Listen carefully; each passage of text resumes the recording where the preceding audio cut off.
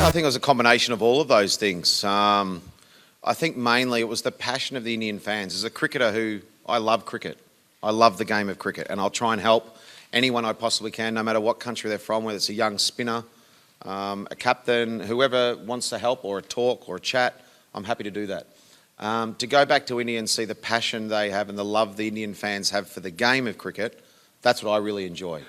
And playing in front of the Indian fans, whether it be for the Rajasthan Royals, whether it was for Australia or whoever, I felt that they respected what I did. They knew how hard leg spin bowling was. They knew how good a players those great players of India were of spin. So they loved to see that contest. And I suppose what people loved to see was Tendulkar versus Warne.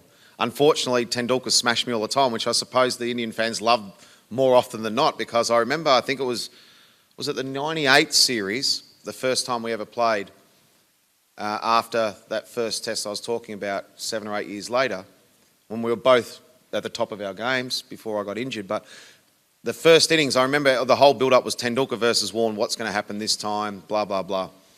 And we got to the first test match, and I just took a wicket, I'd just taken a wicket. Sachin walked out, and everyone went, you know what it's like, Sachin. They all went absolutely berserk. And we were in our huddle, because we just took a wicket, and we were talking about, okay, let's try and make a statement early and get Sachin out early. And I said, I'll get Sachin out early, don't worry. So I was at the top of the mark, and I think it was the first ball I bowled, he smashed me down the ground for 4. The second ball he played and missed, and I think it was either the third or the fourth ball, he nicked it to Mark Taylor out for 4. And I'd never heard a crowd go from so loud to so quiet in the space of 3 deliveries. It was you could suddenly hear yourself talk. It was actually quite nice. But then through that series, the next innings he came out and played one of the greatest knocks, I think, against Australia in my time. I think that 156 or 158, was it? He made in the 158 in the second innings was an amazing knock, and probably the best 100 that I've seen against our attack, the Australian attack. Even though in that time we didn't have the McGraths and all those guys, they were all injured and didn't play, but it was still an unbelievable 100 and the best 100 I've seen against an Australian side that I played in.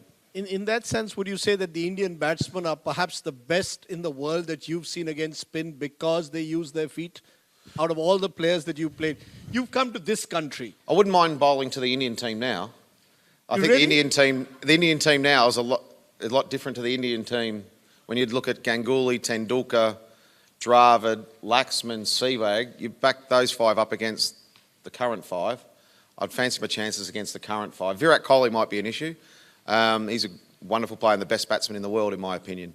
But I reckon I'd fancy my chances against the rest. Compared to what it was like bowling those other type 5 guys, those guys in that late 90s and early 2000s were the best players of spin.